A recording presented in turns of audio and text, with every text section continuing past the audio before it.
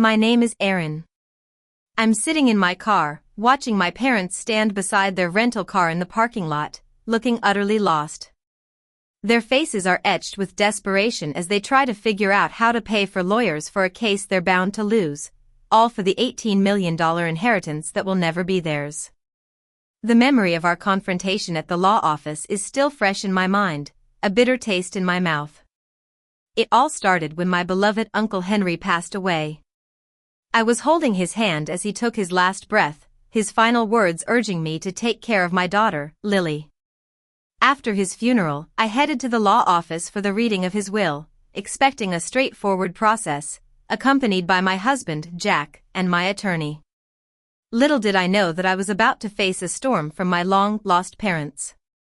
I hadn't seen my parents in 25 years. My father, Lawrence, was always a shrewd and calculative man, always looking for the next quick buck.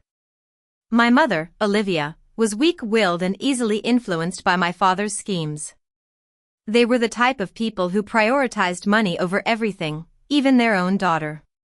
As I entered the waiting room of the law office, I was stunned to see them sitting there.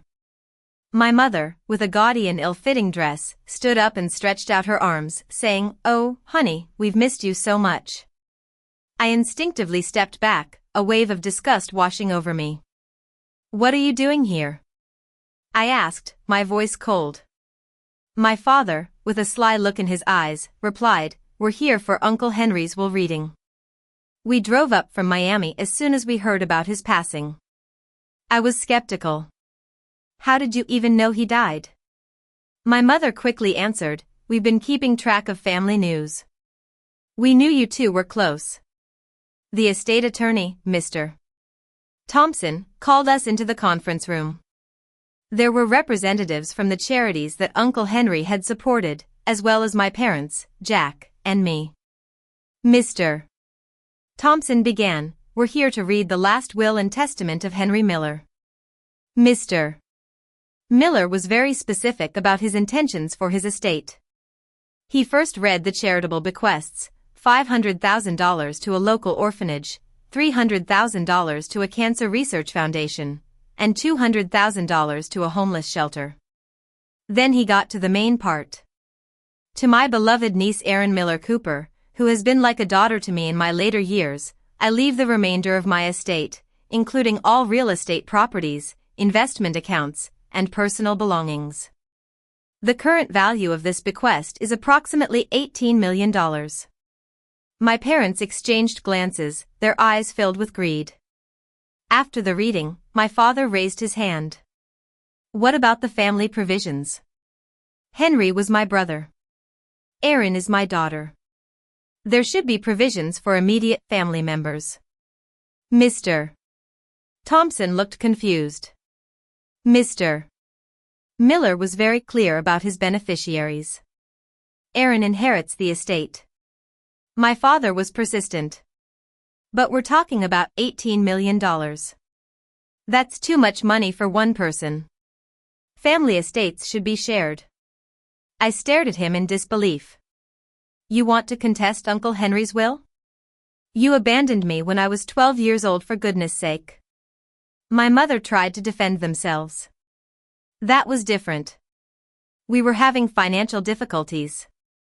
We ran a small business at the time, but it went under because of some bad investments. We couldn't provide for you.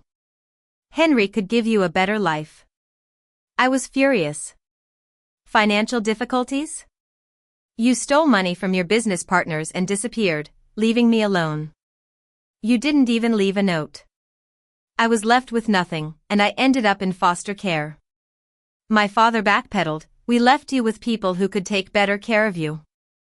And look at you now, a successful career, a beautiful family. Henry did right by you. Now that he's gone, it's time for the family to come back together." I scoffed. "Where have you been for the past 25 years? You've never called, never sent a letter. You ignored my high school graduation, my wedding, and the birth of my daughter." My mother started crying. "We were afraid. We had legal troubles. We were trying to rebuild our lives in Miami. We always planned to reconnect once we got back on our feet. I interrupted her. And now that I've inherited $18 million, you're back? You're only interested in the money, not in me or my family. My father was still insistent. We've already consulted with an attorney in Miami about family inheritance laws. Immediate family members have rights to contest the distribution, especially when they're excluded without reasonable cause. Just then, Mr. Thompson said, actually, Mr. Miller anticipated that there might be challenges to his will, particularly from Aaron's parents. He asked me to prepare a letter to be read in such an event. He opened a file folder and began reading. 25 years ago, Lawrence and Olivia Miller took $50,000 from their business partners' accounts to cover their own debts.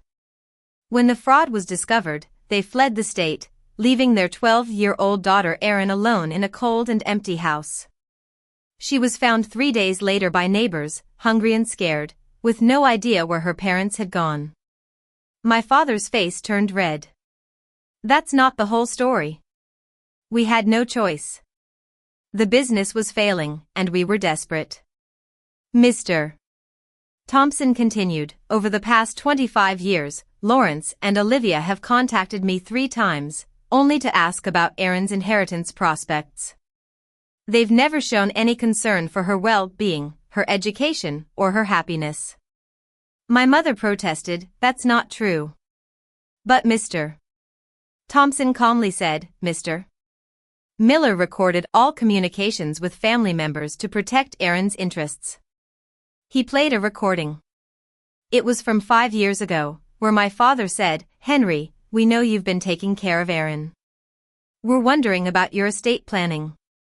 If something happens to you, we want to be involved in managing Erin's inheritance. The truth was laid bare. My parents had always been after the money. My father stood up angrily. Those recordings were made without our consent. They're inadmissible. My attorney quickly retorted, your brother had every right to record conversations about his own estate planning. My father stubbornly announced, we're going to contest this will. Erin can keep the majority, but we deserve a reasonable share as immediate family members. Mr. Thompson then dropped another bombshell. Mr. Miller initiated legal proceedings to have your parental rights terminated in 1998, a year after you abandoned Erin. The court granted the termination due to abandonment and failure to provide support. He handed them a legal document. My mother was in shock. You can't do this without notifying us.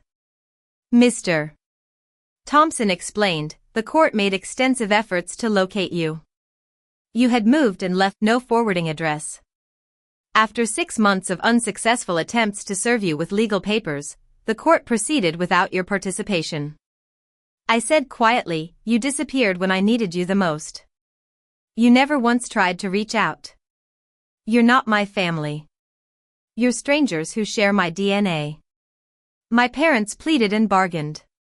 What if we just ask for a little? Maybe $2 million each? I was unmoved.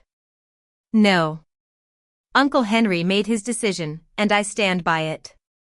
This is his money, and he chose to give it to me because he loved and cared for me. My father was still determined. We'll hire the best lawyers and fight this in court. I looked at him coldly. You'll take out loans against an inheritance you'll never get. And if you contest the will and lose, you'll end up owing money to Uncle Henry's estate. My mother was desperate. Erin, please. Think about Lily. She deserves to know her grandparents.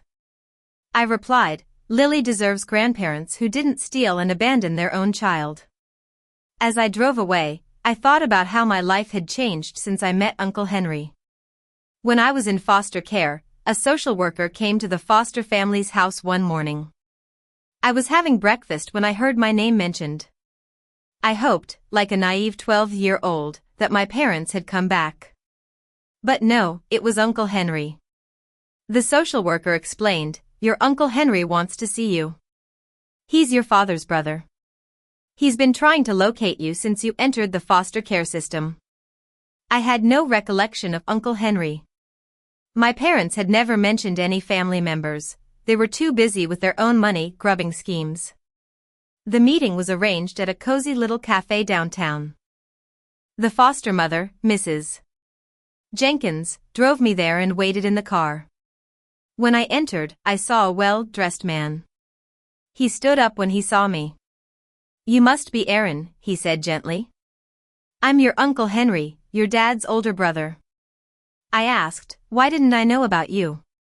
He explained that my parents and he had differences.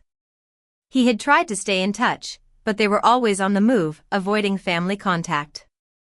Uncle Henry treated me to a warm hot chocolate and asked about my life in foster care, my school, and my needs. He genuinely cared about my answers, something my parents had never done. He said, "I've been looking for you since you were placed in care. It took my private investigator over a year to find you."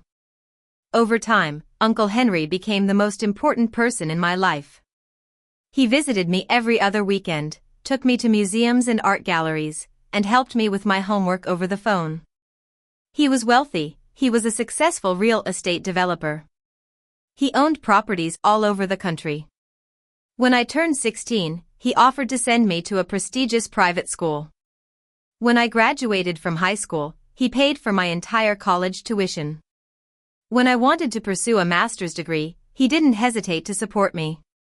"This is what family does," he would say. "We take care of each other." After college, I got a job at a marketing firm.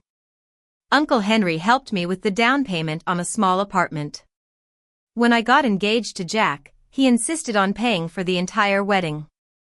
He walked me down the aisle and gave a beautiful toast that made everyone cry. 2 years later, Jack and I bought a house, and Uncle Henry contributed $50,000 to the down payment. When Lily was born, he set up a trust fund of $2 million for her education. He was the perfect grandfather, teaching Lily to paint, taking her to the beach every summer, and reading her bedtime stories. But as Uncle Henry got older, his health started to decline.